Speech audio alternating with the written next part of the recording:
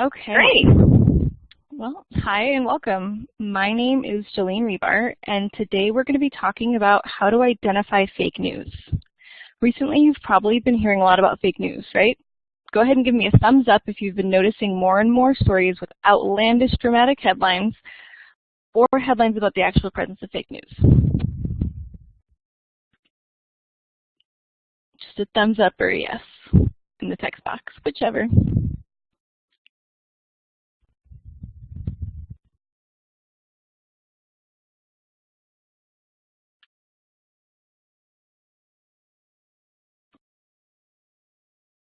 Okay, it looks like at least some of us have noticed the increasing amount of fake news that we're exposed to in our daily lives. So now, while there are many proposed explanations for this increase, the real issue is whether or not we are able to determine the difference between fake news and legitimate news. And unfortunately, studies say that we can't. A 2016 Stanford University study found that students have trouble identifying fake news and judging the credibility of online information, while a new survey by Ipsos Public Affairs and BuzzFeed News found that adults are fooled by fake news headlines about 75% of the time. The good news is that you can learn how to identify fake news, and that's what we're going to do today. Okay. So let's go over the topics we're going to cover today. By the end of this lesson, you will learn how to identify different types of fake news, determine the credibility and reliability of a source, and distinguish between legitimate and fake news. So let's go ahead and start with a quick exercise. Down the center of the page, I've listed some recent headlines. So what I want you guys to do is I want you to go ahead and use the toolbar on the left-hand side of your window. Make sure you're using the select tool. And I want everybody to move the headlines into either the fake news column or the real news column. I want to see if you guys can tell which one's fake and which one's real.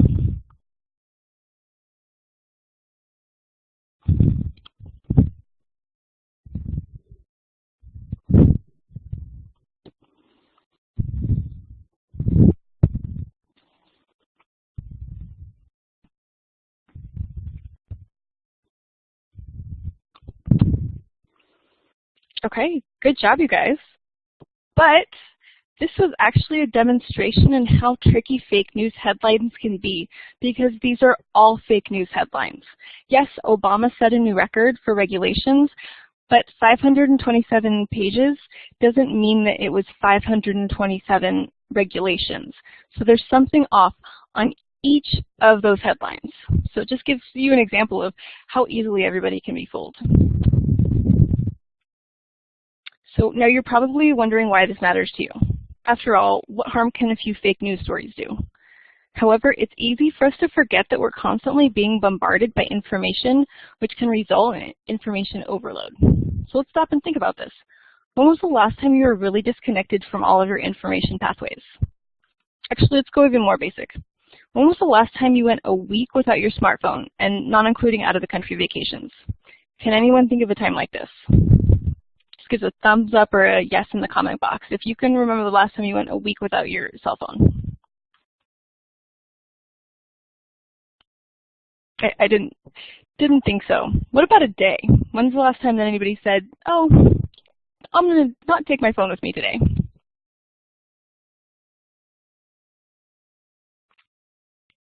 Yep, that sounds about what I expected. So, like I would assume, it's been a while if it has ever happened.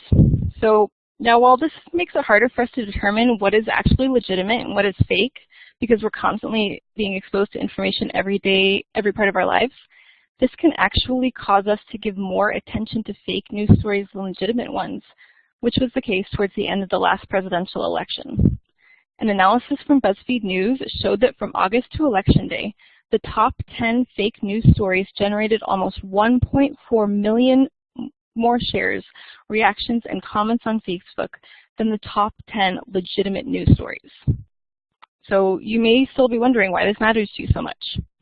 Well, fake news stories have real-life effects, such as in the case of the recent presidential election. While I won't go into the politics of the situation, it's undeniable that the rise of fake news stories has a major impact on how people view the election. In addition, fake news stories have real-life consequences. Just 4 days ago, on December 4th, a man walked into a pizza and ping pong bar in Washington, D.C. with a loaded shotgun and fired 1 or more shots because he had read a fake news article online that stated that the location was a front for a child sex ring that was run by Hillary Clinton and her campaign manager. Luckily, nobody was injured, but this is an all-too-real example of how fake news can have real-life consequences. So go ahead and picture yourself meeting up with a friend for some ping pong and beer at Comet Ping Pong on December 4th. Now picture a man with a loaded shotgun walking in and firing, and ask yourself if you can honestly tell me that fake news doesn't really affect you.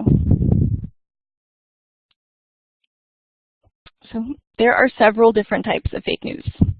There's misleading news, which usually contains the kernel of truth, but has major information that is taken out of context.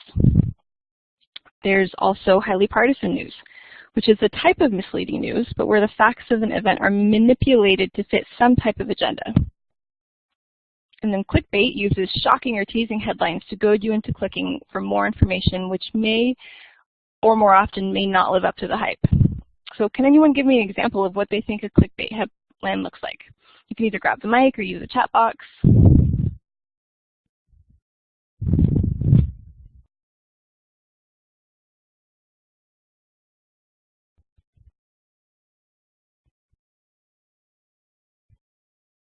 Yeah, Donald Trump has a heart attack. So real quick, we're going to go back to my first slide. Learning to identify fake news. You won't believe what happens next. Dermatologists hate her.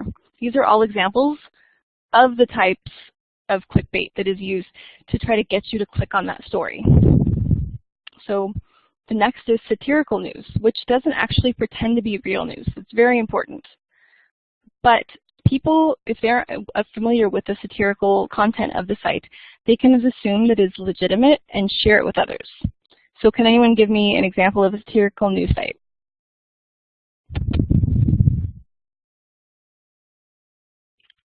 The Onion, yes. It's probably the biggest one, to the point that everybody kind of knows that it's a satirical website. But there's also many other satirical websites that could possibly have the fact that their satirical website hidden somewhere on their page, or they could have just failed to have put it anywhere in the first place. So the last one is fake news, which is just that, it's fake.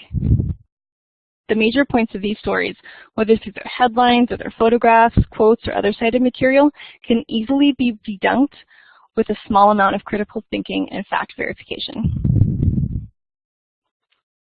So, how do you actually go about identifying fake news? The main steps consist of determining if the source is credible and reliable, verifying the information and photos, checking to see if other organizations are reporting the same story, checking to see if your own bias is affecting your judgment, checking with a reputable fact-checking organization. So let's look at these a little bit more closely. There are several different ways that you can determine the source credibility, and this is one of the most important and influential things that you can do to identify fake news. First off, look at the URL. Often fake news sites try to trick you by adding .co or .su to the end of a credible sounding URL. abcnews.com and abcnews.com.co are two very different sites, even though the people that created them actually tried to make them look as similar as they possibly could. In addition, an odd-sounding domain name is a big clue that you're looking at a fake news site. Then look at the sources about us section. If the language is not straightforward, seems melodramatic or overblown, or lacks information about members of leadership, mission, or ethics statements, you should be skeptical. You can also check the source against itself. While the story itself may seem plausible, like headline that says, Pope endorses Bernie Sanders after a visit to the Vatican, the presence of other headlines, like for example, Trump abducted by aliens, Melania tells all, are dead giveaway that the site isn't legitimate. Look to see if the article is citing any primary sources. Can anyone tell me what a primary source is? Go ahead and grab the mic, or you can type.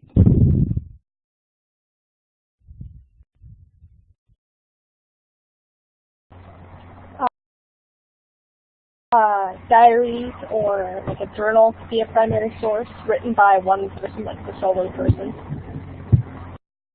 Yes, that's a great example. So what we're looking for is supporting evidence that was created or recorded under study at the time of the event. Finally, verify the cited sources to make sure that they are being represented properly. Okay, so let's look at how to verify the article's information. First, make sure that the headline matches the information from the article. People often get sucked in by a headline and will just share the article without actually reading it. Fake news outlets know this, so they will try to get away with this as much as they possibly can. Next, make sure the article is referring to a current event and not reusing a past one. It makes the article look much more credible if it uses real information, even if that information is from years ago. Then look to see who the article's quotes are from and if they're traceable. The image on this slide quotes a 1998 People interview with Donald Trump, quoting him saying that he would run as a Republican because they were so stupid. It was widely shared during the recent election. However, People magazine maintains a detailed archive, and neither the article nor the interview itself are present anywhere in the archive. And then finally, check to see if the supporting videos or images are verifiable. Reverse image search the photographs or image to see if the image is being used by other sites on unrelated topics. If multiple sites are using the same image on the same topic, then that's a good sign. If not, then you should be skeptical. You can reverse image search by simply right-clicking on the image and then choosing to search Google for that image. You can also check to see if other news outlets are reporting the same story. If other mainstream reputable news outlets like CNN, NPR, and USA Today are reporting the same story as smallnewsblog.org, then it's a good sign that the story is legitimate. Also, if that source is the only one that is reporting that story, the chances are that they don't have an exclusive interview or anything like that. Think about it. If President Obama or President-elect Trump wants to make a statement or give an exclusive interview, do you think that they're going to go to some man's house in Kansas to give an interview?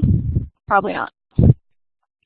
When I found the headlines from our first exercise, I initially went to fake news sites, made a list of all the headlines. Then when I had to go back, I searched using the headlines in order to find the stories again. In most cases, the fake news site was either the only site reporting the story or was surrounded by other sources debunking the story as fake news. So that's an easy way to see if that story is a reputable one. The next step is to examine your views and environment to see if confirmation bias is affecting your news. Confirmation bias is tricky, and it is a big reason that the fake news spreads like it does. It can either be conscious or subconscious, meaning that it can either be from you choosing to believe an article is true because it aligns with your beliefs and values, or it can come from an algorithm which uses your expressed interests and interactions with a certain subject and translates that into showing you more and more information on the subject or related subjects. So let's take a quick look at what sites you guys think may contribute to confirmation bias. Let's go back to the toolbar on the left-hand side of the screen, and I want you to go to the third option down, select either the pen or the highlighter. Then I want you to make a check on any of the sites that you think could be contributing to a person's confirmation bias.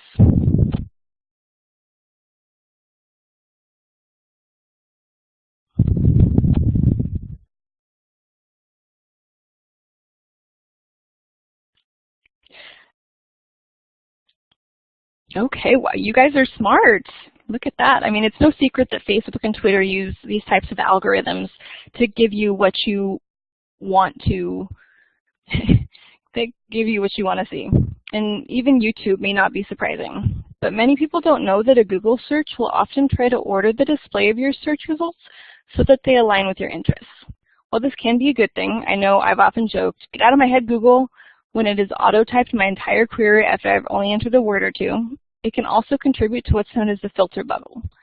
However, that's an entire subject in itself, and we're going to go ahead and cover that in later lessons. The last step is to verify the story with a reputable fact-checking organization. There are many such organizations, including Snopes, which covers everything from politics to urban legends, factcheck.org and its partner FlackCheck, which also PolitiFact, which are primarily politically focused. The Poynter Institute hosts the International Fact Check Network. The Duke Reporters Fact-Checking Lab offers an interactive map that lets you see where different fact-checking sites are located, see who or what they're affiliated with, and take a look at their structure and funding. It's a really interesting site. I would check it out if you want to learn more about fact-checking and fake news. Finally, if you need a break from politics, the seriousness of mainstream news, there's Gossip Cop, which is there for you when you want to thoroughly examine the truthfulness of all the latest Hollywood gossip.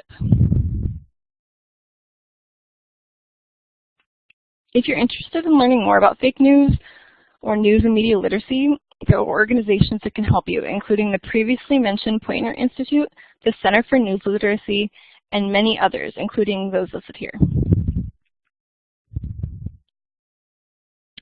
So that concludes our time together.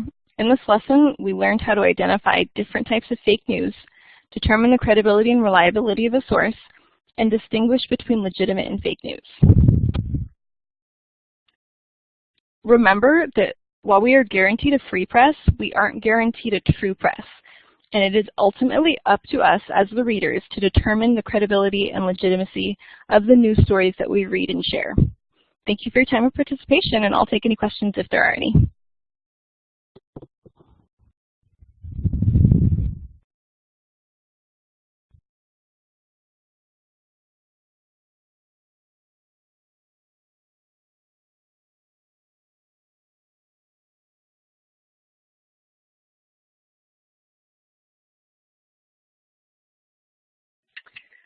All right. Well done, Jolene.